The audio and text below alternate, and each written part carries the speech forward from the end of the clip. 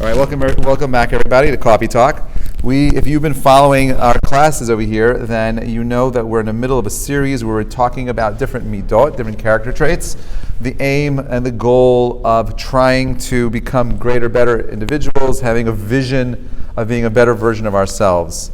And the topic for today is called zrizut. Zrizut is a word in Hebrew that would be best translated as alacrity. It also means enthusiasm. Zariz means to do things quickly. That's true. That is correct. Okay, so let's just jump right in. I have to do this quickly because this is all about speed. Okay, so we have like this. We have Rav Moshe Chaim Luzzatto, one of my favorite authors and writers. Just be mindful, he lived in the 1700s. In Amsterdam, he and his wife and two children moved to Israel. They moved to Tveria. His wife and two children died in a plague. He died at the age of 39. Very tragic. He wrote most of his books in his early 20s. Can you imagine how genius this guy, the Vilna Gaon, said that he would walk barefoot from Vilna to go sit by the feet of the Ramchal. Right, the Vilna Gaon was like no slouch. He was a massive Talmid Chacham. You think the same thing. Right, anyway, so let's listen to what he says. He says, the angels were praised for this good trait, enthusiasm. As it is said regarding them in Psalms, they are mighty in energy, doing as he says, listening to the voice of his word. As it is written in Ezekiel, the heavenly beings dash back and forth like lightning. In truth, human beings are just that, humans, and not angels. It is therefore impossible for us to have the might of the angels. Nonetheless, we should strive to get as close to this level as we possibly can. King David used to praise his own share of this trait by saying, I hurried and did not delay to keep your commandments. Okay? Now, this concept of inertia is something that we take for granted. How many of us, we've been having conversations about different midot, different classes, different ideas, and we walk away maybe sometimes inspired, sometimes more, sometimes less. And the inspiration doesn't really go beyond that. It kind of stays in the room. And you walk out and you go back into the old world. The idea of enthusiasm, of speed, of alacrity is that when you take something, you hear something, you're inspired by something, you need to put in the extra energy to keep that thing alive. Now, we forget, when we were younger and we're excited, you're in a relationship and you meet that special person, they got a special twinkle in their eye and a twinkle in their tooth and everything's so amazing. You don't realize how much effort and energy you put into launching that relationship. You're calling the person, you're messaging the person, you're thinking of the person. There's so much effort that goes into developing something. That same effort and energy is true for anything that we want in our lives. Not only people, but traits. Again, the purpose of these conversations were to think a little bit more deeply about how we can ascend to become better, greater human beings. And therefore, this midah of alacrity is something that we don't think about much. I know intuitively I need to be more patient. We spoke about patience, Savlanut. I know intuitively that I need to work on, kavod, and honoring people and giving them proper respect. I know intuitively that, I need to be someone who is tranquil, who brings tranquility into his life, menuchat hanefesh. I understand those things, but how do I apply all of that stuff? How do I make it real? Zrizut is part of the answer. Okay, we break it down for you. Okay, zrizut. Rabbeinu Yonah says, if a person will not arouse himself of what benefits are there to Musar Torah, meaning this is true. I saw a young man in synagogue a couple of weeks ago in Woodmere, and he was there on a Shabbaton with a bunch of his friends, and I saw that his friends got up to dance, and he didn't. He was sitting in the back. So this isn't shul Friday night. I saw this boy sitting in the back of the shul that I recognized. He was there with a bunch of guys on a Shabbaton, and all the boys got up to dance except for this one guy stayed behind. So I walked over to the guy and I said to him, "Hey, Shabbat Shalom, what a surprise seeing you here. Why aren't you dancing with your friends?" He's like, "I don't know." I'm like, "Listen, sometimes we got to force ourselves to dance. I may not feel it, but when I throw myself on the dance floor, I'll arouse the emotion will come. Sometimes we have to push ourselves into a situation and, kind of go out of our comfort zone to allow that emotion to fill ourselves." His response was he's too afraid about getting COVID because he's going on a trip. So I said, dude, you got bigger problems if you're worried about COVID. You're in a synagogue with 500 people. Like, you walk in the door, like, COVID, it's over. Like, forget about it. So I don't know if I helped the situation or made it worse. No, he didn't. He's stubborn. But I did my part. I did my part. I definitely did my part. Anyway, and that's exactly what Rabbeinu Yonah is saying over here. He says, if a person will not arouse himself, what is all the benefit of these talks? What are we doing to get ourselves into the right frame of mind, to push ourselves? I don't want to do it. I don't feel like it. I don't want to go. It's raining outside. It's too cold. It's too this. It's too that. And we make excuses for ourselves. And therefore, this midah of zrizut is this idea that sometimes I got to push myself beyond my emotions, beyond how I feel right now. Rav Lefin in Cheshbon HaNefesh says there are people whose process of deliberation is so short that it seems as if they conduct all their affairs solely according to the advice of their animal spirits. About them, the verse in Proverbs states, the thoughts of the zealous are superfluous, and those who are hasty we only lost. Okay, so you have people who are out there who are thinking about all kinds of things, but they don't know how to internalize ideas. How do I internalize something? How do I make it real? How do I take something that I want to bring into my reality and really run with it? So Orchot Tzadikim says that you must know that the trait of zeal or zrizut is the foundation of all traits. So the Orchot Tzadikim says that you understand the foundation, the cornerstone of every single midah that we have, it's this midah of zrizut. The trait of zeal is an ornament to all other traits, and it perfects all of them. I want to go on a diet. Oh, I'll do it later. Maybe I'll start tomorrow. I got to read it. I got to figure it out. What? It never doesn't come. It never comes. And therefore, if you don't make something important to yourself, if you're not rushing and running and moving and pushing and hustling and trying, it's not going to come. Makdimin mitzvot, 100%. The Mechilta says that when a mitzvah presents itself, don't let it go stale. Look at how beautiful that's written. Don't let it go stale. What does that mean? You see something, oh, okay. There's two kinds of people that give charity. I'll give the charity, because I got to do it. And there's another guy that walks over the guy and smiles and says, I hope you have a great day. I know it's so little, but just take my dollar. Be happy. Right? It's just about you. We choose how we are going to respond to. I learned with different people during the week. And this guy yesterday I was with who was having a little bit of a back and forth with his wife. Oh, how could you say this about my family? It's about your family, and back and forth, back and forth, back and forth. He's like, what should I respond? I said, respond right now that you're sorry and that you've thought about this and that you're ready to move on, and you take full responsibility for all the mistakes. Why should I take I didn't make all the mistakes. She said all these things. I'm like, but you got to be a bigger person. What's the goal over here? What's the aim? And do it now. This has been 3 days of back and forth craziness. End it. What are you doing this for? Can we address something about this later? I don't want to break your mind. Yes. It's always something we wonder about. Want Yeah. to do it now? Go for it. Okay. If somebody then does do that, and I agree, we should cut it short. Yeah. But are you not then allowing that other person to feel like they got you to agree on their? Yeah, that's what he said. But that's what you're describing is what he was describing to me. And I said, you're describing your ego. I know that. In a marriage, it's different. Meaning, in a friendship, it's not a marriage. I'm talking about in the context of a marriage. In the context of a marriage, there's no room for ego. There is no ego. The problem is that when you're fighting in a marriage, you're fighting because your identity is not aligned with your spouse's identity, and now it becomes a battle of wants. Who wants more than the other, right? And there's that battle. But in a healthier, higher level relationship, there is no your wants or my wants. That my wants should be your wants. If they're not, two people are not doing So, that. but in a spat where we're both being emotional and we can't even hear the other person, what's the point of allowing that emotional spat to continue if you're not in a place where you can actually hear? Everyone's being defensive.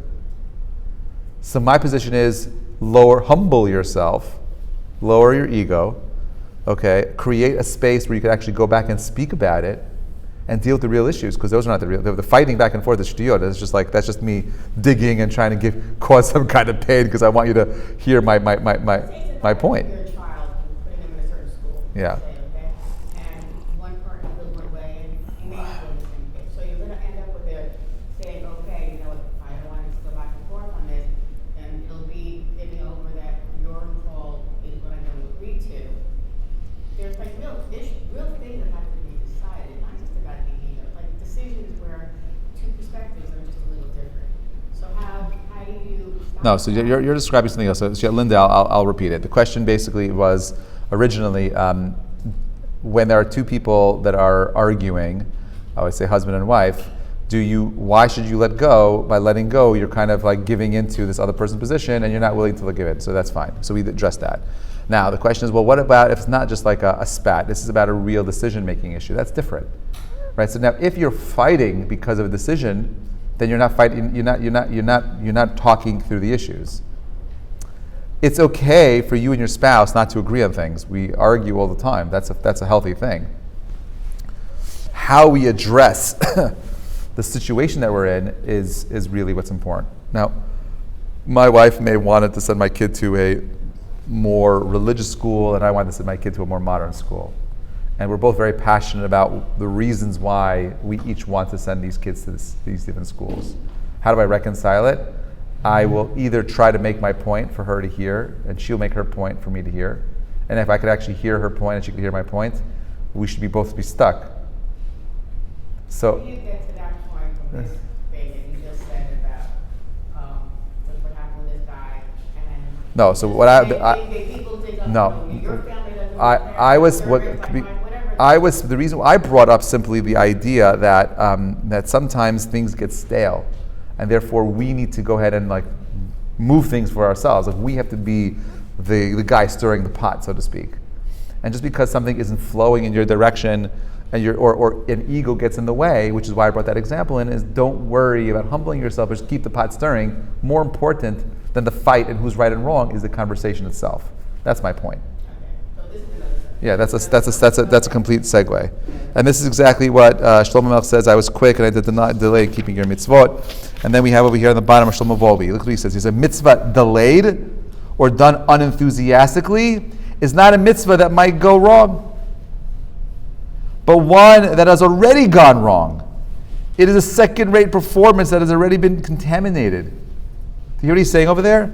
He's saying if you're going to go ahead and do something later, right, you've already missed the point. The word mitzvah, commandment, comes to it's kind of like in the army.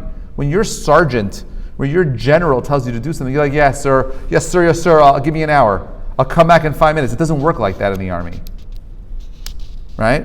And that's what he's saying. He's like, you've missed out on the point over here. The whole purpose of the command itself that demands something of you right here, right now. The way to do it is immediately, right now. This is why we say that when you wake up in the morning, you got to wake up ke'ari. You got to get up like a lion, with the strength of a lion. You got to roar. You got to roar when you wake up in the morning, because every single morning is a unique opportunity to do amazing things.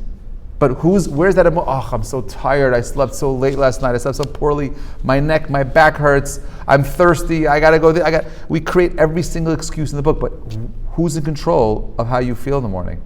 We forget who's in control of how you feel in the morning. Hashem. No, you're in control. Yeah. Hashem's not in control. If He's in control, then I'm a robot. I'm in control of how I feel in the morning. I'm in control of how I want to wake up in the morning. I'm in control of how I feel. Not my emotions, not, I feel tired. No, you know how come you feel tired? Because you are allowing your body to control the narrative of how you feel. And that, my friends, is a mistake. The Torah says about Avraham, he rose early in the morning. Okay? Right? This idea of being quick and enduring, that when we do things that are fast with enthusiasm, they last longer. Think about that. When you do things that are quick, you're doing things that are enduring. Okay? They have longevity to it. The Gemara says a mitzvah is judged based on its completion. Not the desire to start it, but the only way we complete things is by moving quick, by doing it. Rav Moshe Chaim Lazato, Ramchal again, he says the bad that comes from laziness does not come about in one fell swoop, but slowly and without notice. It comes in a sequence of one leisurely bad deed after another until you find yourself sunk in evil. Oh, I'm just right now, I'll do it a little later.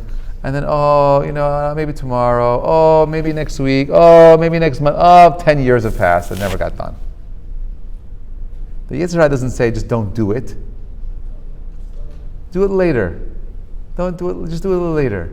It's genius, because he knows if you say don't do it, no, that's wrong. I want to be the guy that does that. I want to be the guy that gets up in the morning and is happy and is excited. But no, you'll feel it. Push it later. It's okay.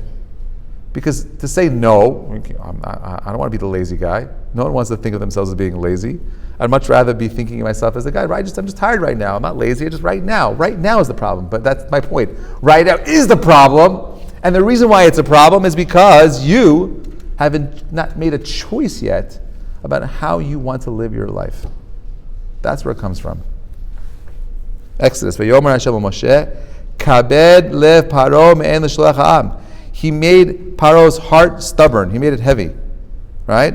We see this idea over here that, did I skip one? Yeah, number 11. The lazy man, though not actively evil, produces evil through his very inactivity. And see that the nature of a human being is heavy. If you abandon yourself to this heaviness, you will not succeed in your quest. And this is exactly what the pasuk means.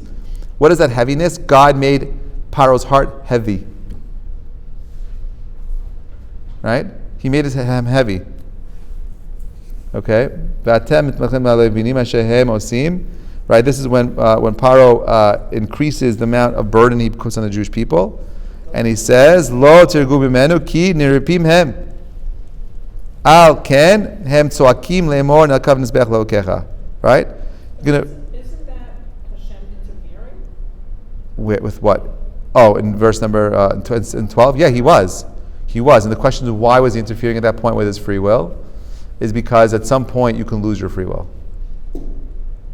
The first 5 times Moshe goes there, he is free to choose, and after that he loses it. He's already made up his mind of who he wants to be, and now he's stuck, because God now has a narrative that he wants to play out in the world.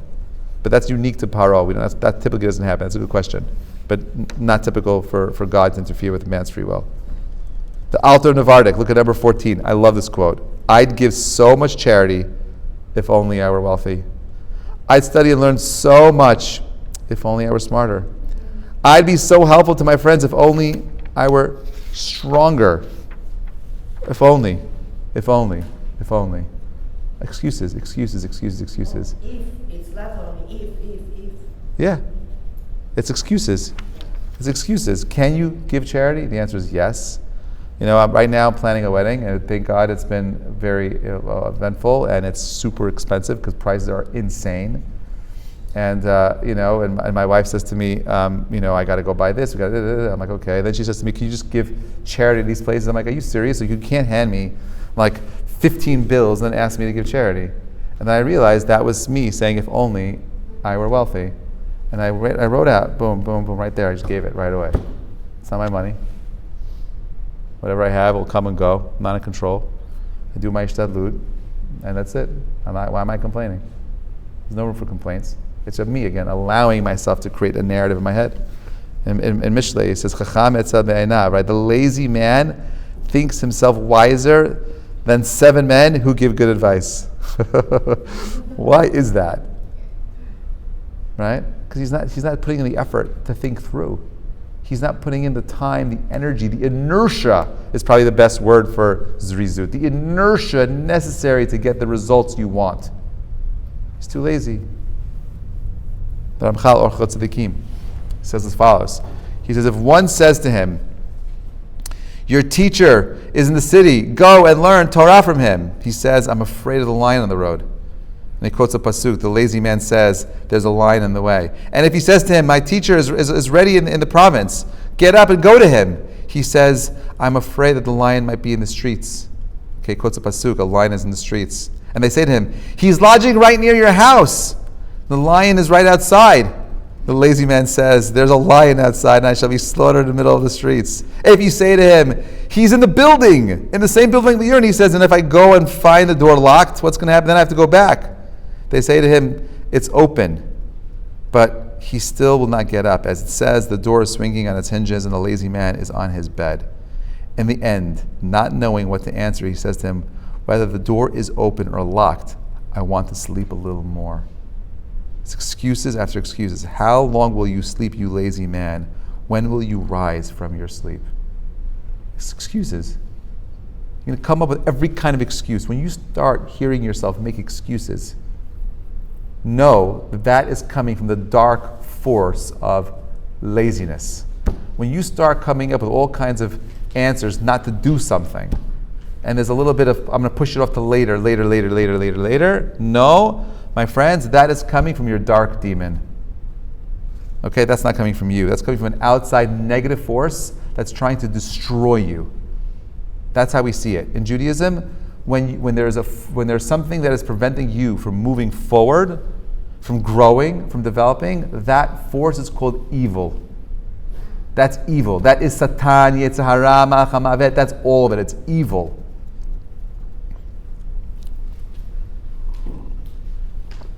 Gemara on Shabbat says today, the Yetzer Hara says to do this sin.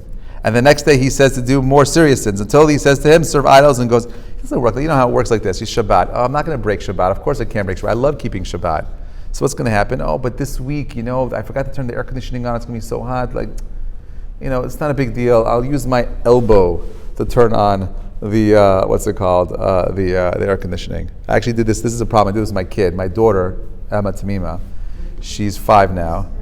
She's super, super bright. So when she was 3, I needed a light on. And I had guests, a lot of people, whatever it is. So I'm like, Emma, but can you use just the light like this? She's like, and then she does it. And then 3 weeks ago, I see her walk into a room and she does this with her elbow. I'm like, what are you doing? She's like, you told me, this is 3 years ago almost. She's like, you told me I could turn the light on Shabbat when I use my elbow. I'm like, no, I never said that. She's like, yes, you did. She was right, I remember it.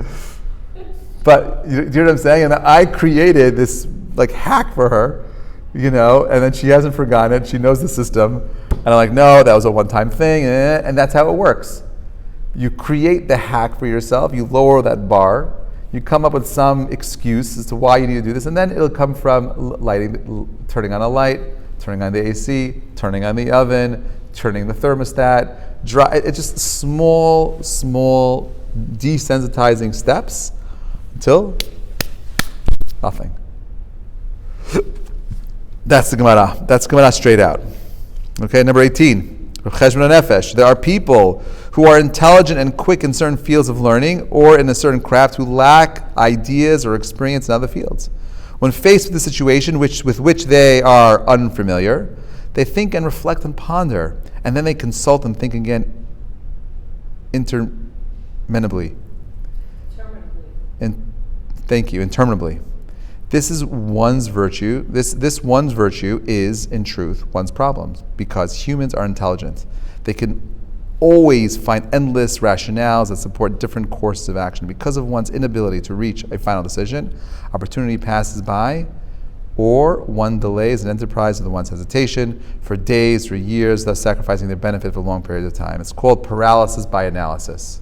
I'm going to keep thinking about every single possibility, every situation that may occur, may not occur, and I'm going to be sitting there plotting. In the meantime, life has passed by and nothing has happened. I'm stuck.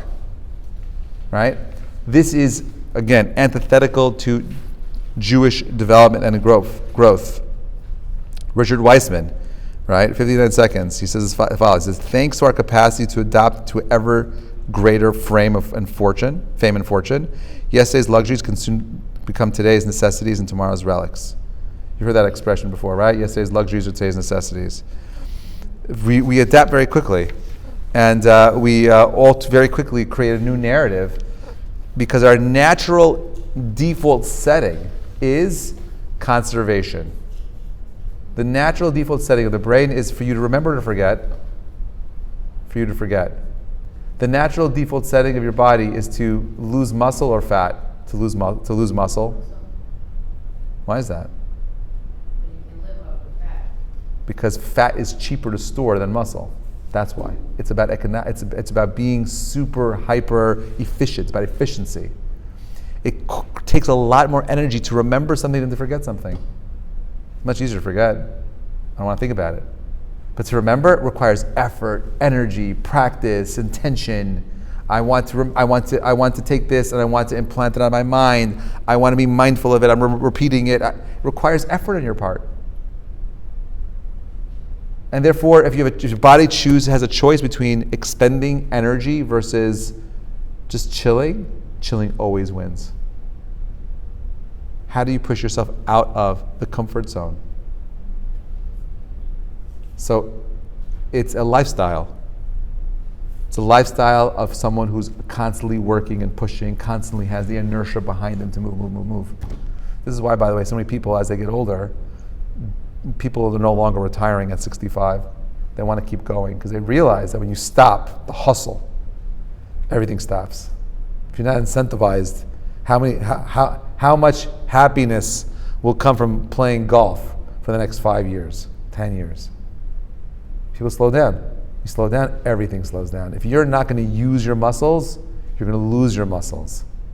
You're not going to use your mind. You're not going to go out to remember. You're going to forget.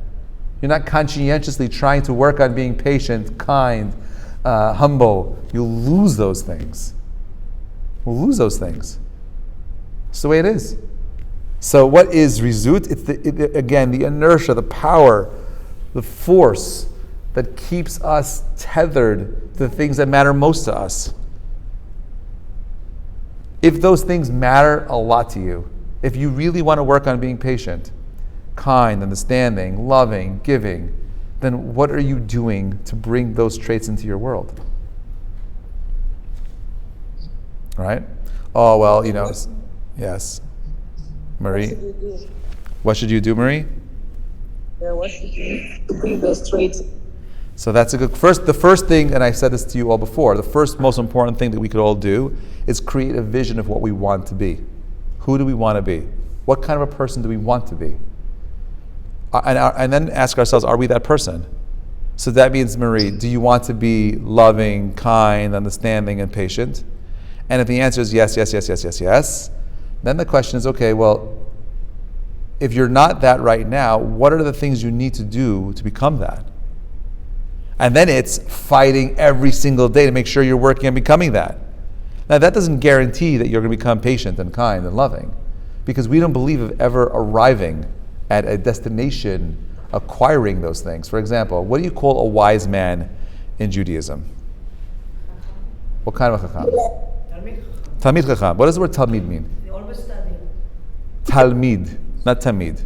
Talmid. Yeah, you study Torah. A student of wisdom. Listen how genius it is. He's the Talmid Chacham because he's a student of wisdom. He's not the professor of wisdom. He's not the rabbi of wisdom. He's the student of wisdom.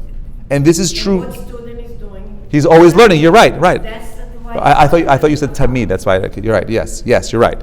The fact that he is constantly in a place of studying and reviewing, that's what makes him the Talmid Chacham. Right? That's where his greatest, his wisdom comes from the fact that he's humble enough to realize that he's still a student. And that same idea applies to these things as well. Are we a student of patience? Marie, are you a student of loving kindness and giving and patience? Oh, no, and no.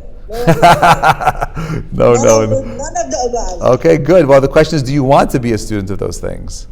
And if you do want to be a student of those things, then we have to come up with a curriculum to help you become those things.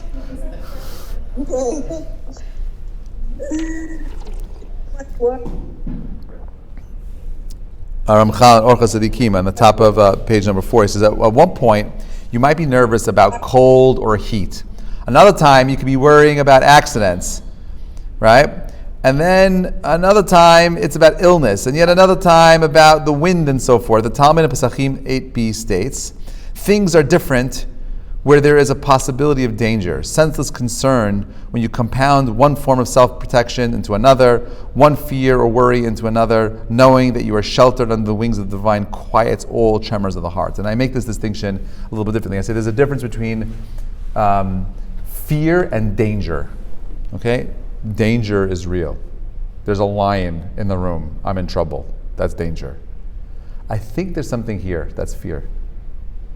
There's a difference. Most people are paralyzed because of the fears they've created in their mind. It's not real. They're not in danger. There's nothing wrong. This happened to me. I was with a group about 12 years ago. I was running a group in Israel, and one of the activities that we used to do was we used to go to the Bar Kokhba caves. It's right outside of Beit Shemesh. There are these little networks of tunnels underground. It's fascinating, and they lead into like a maze of tunnels and big caverns and like spaces. They look really cool. But in order to do it, you literally have to get down on your belly, and you're crawling through like these spaces. And I've never had a problem being in small spaces. I never had any claustrophobia. And I'm with this group. I don't know what happened. I get down, and all of a sudden, like, my heart is beating. I'm sweating. I'm getting nervous. I'm like, I don't know. Oh, I didn't have any trauma, not that I know of. Nothing happened. But I started imagining, what if there's an earthquake and I get stuck? Am I going to die being buried alive? Like every kind of possible imaginative fear that you could think of, it was just like at once. I'm like, oh my God, I can't do this. And my students looked at me, Rabbi, like, are you okay? And I'm like, I don't know. Like I just have this crazy thing. I'm like, and then I realized like this is fear and not danger. And I got down on my knees and I pushed myself through it. Right? I will not allow myself to be controlled by my emotions. I will not allow myself to be controlled by my fears. It's a choice that I made a long time ago. Not of the dark, not of anything. Like I would go up and face my fears. That, my friends, is growth.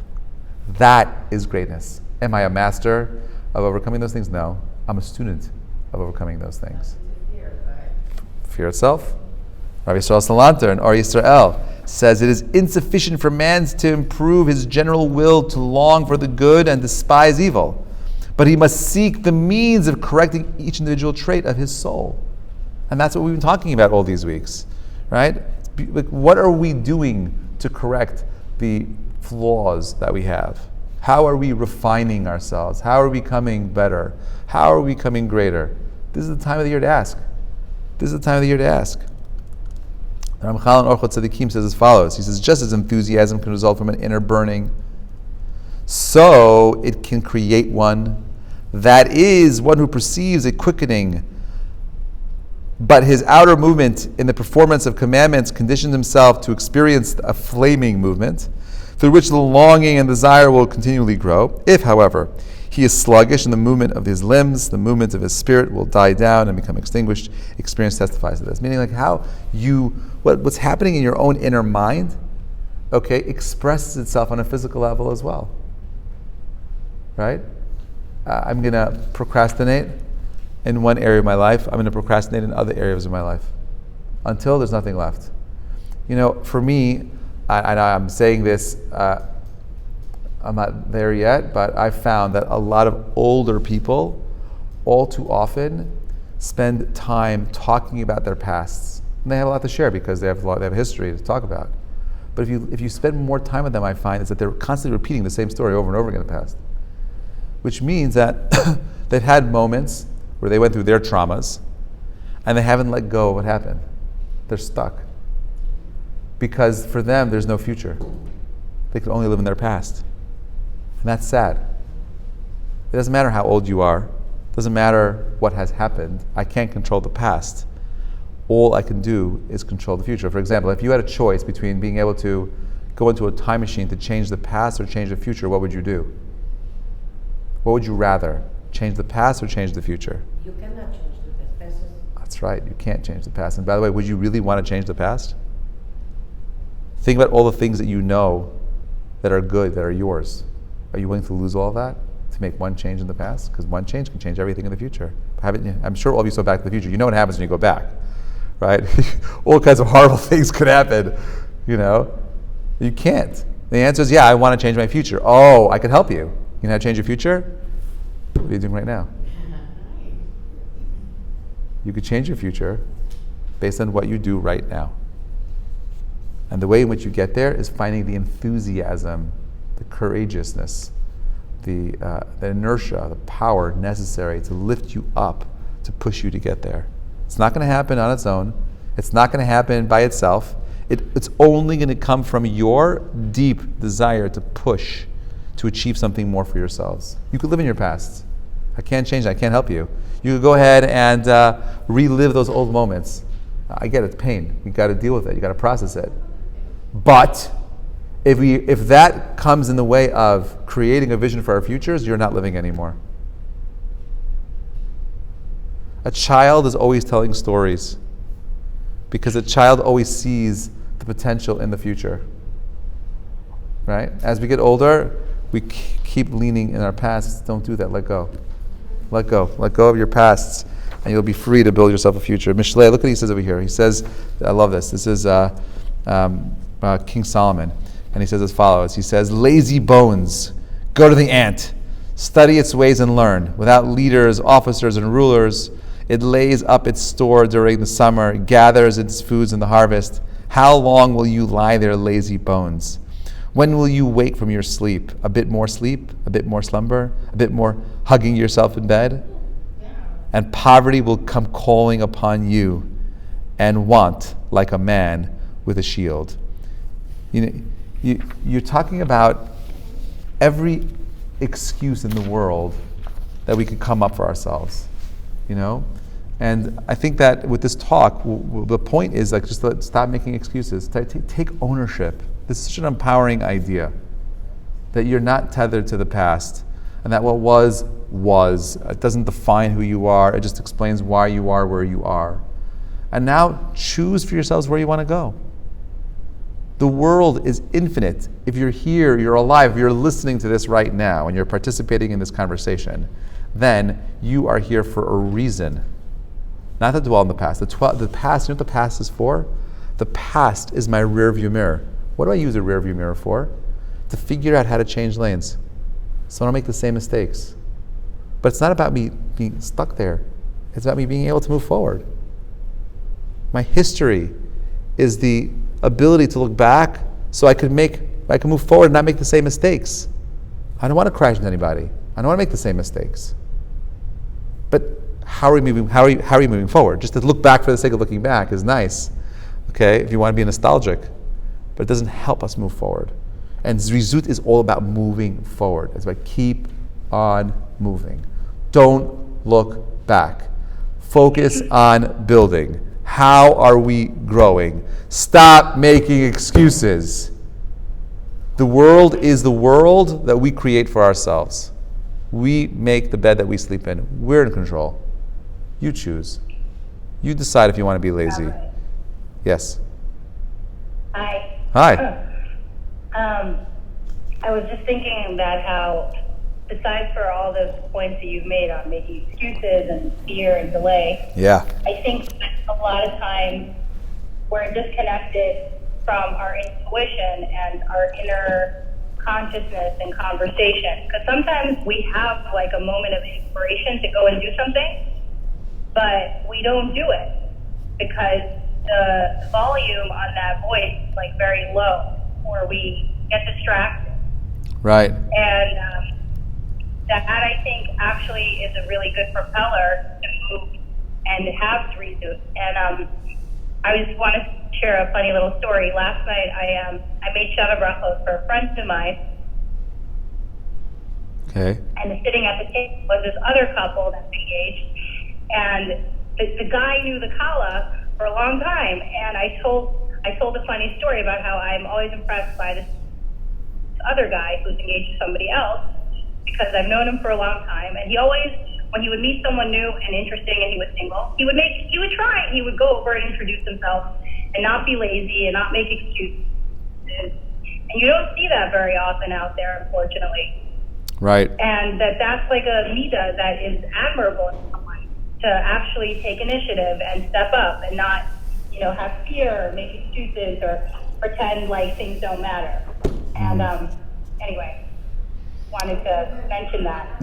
I find that, people will, we push ourselves, and we do, and then we stop doing because we believe on some level that there's not going to be any new change.